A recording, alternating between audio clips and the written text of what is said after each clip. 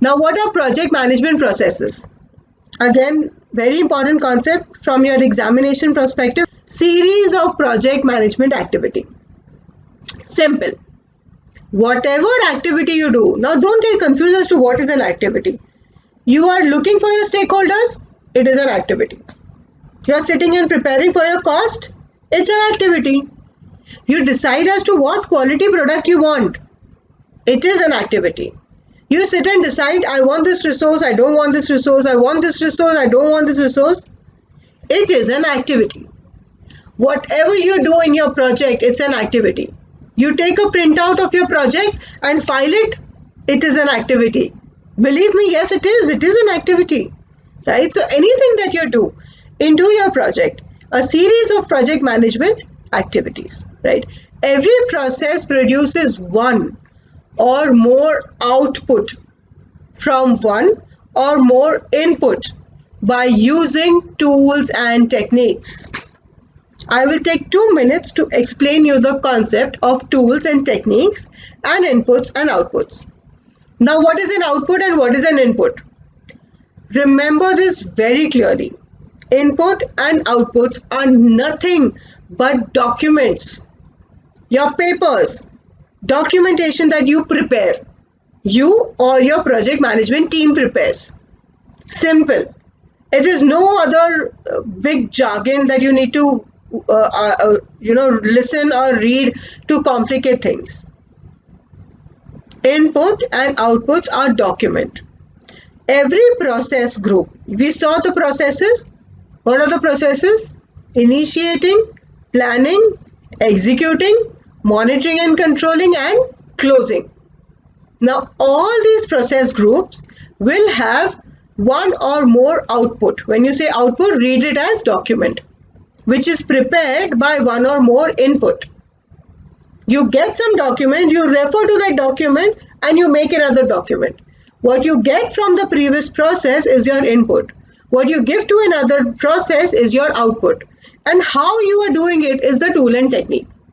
You take help from experts, it's a tool and technique. You use some software, it's a tool and technique. You use some methodology, it's a tool and technique. Got that?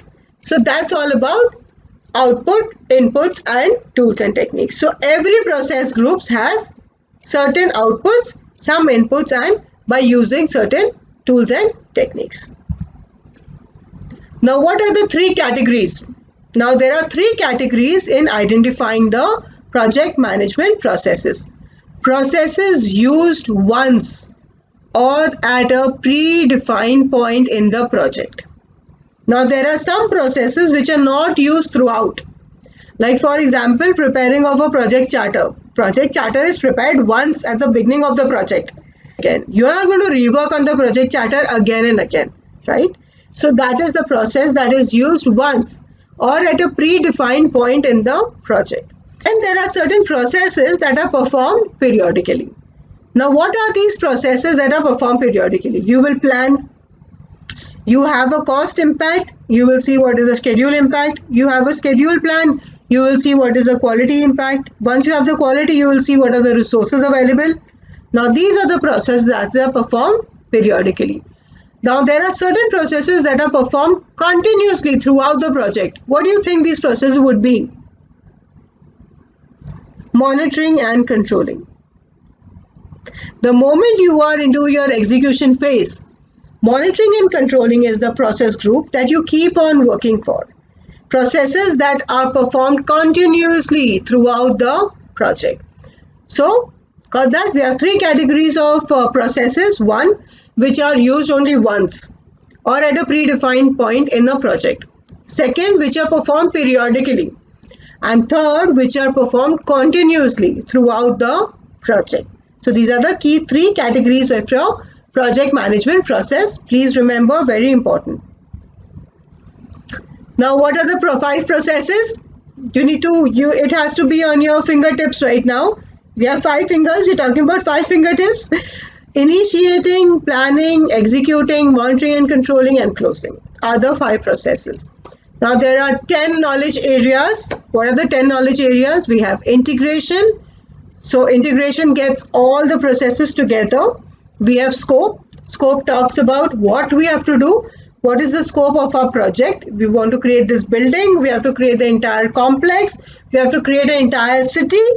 That's a part of your scope.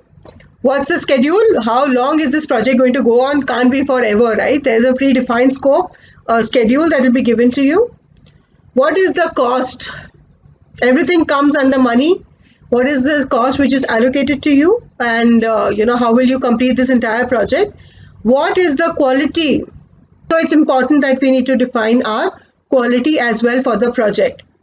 Another important concept is resources. Now this includes your living as well as non-living resources. Your machineries, warehouse, equipments, everything comes under non-living resources. Your people, your team, all this is your human resources. All this is the part of resources. Communication. What does a project manager do? The project manager is communicating. 90% of the time, the project manager is communicating. It has to be a communication management plan. Risk.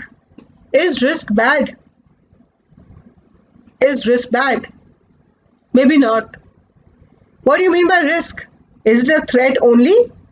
No. Risk is opportunities as well. Some prices are going to go down. It's a risk. But do you know it's going to go down or no? Maybe not. What are you going to do? You're going to take an opportunity of that. Opportunity as well as threats. So as a project manager, another important aspect that you need to worry about and work upon is managing your risk before time. Yeah. Procurement. Not everything can be done by your own self. There'll be a lot of things that you need to procure from an outside vendor. Not only necessary in terms of material, it can even be your warranties. All this will also be a part of procurement. Stakeholder is the most important knowledge area for you as a project manager. Your success and the failure of a project depends maximum on the stakeholder. Now, who is a stakeholder? A person or an entity who is directly or indirectly impacted by your project output. Not by the way you do the project, but whatever is going to be the output of the project. If that person is going to be impacted by it, you have to be very sure because he is your stakeholder. You need to know how you have to manage him, right? So guys, this is it from my end for today's session. So do like the video and share with your friends, comment if you have any queries, and I'll come back to you with your resolution as soon as possible. And please subscribe to my channel. So keep studying and all the best.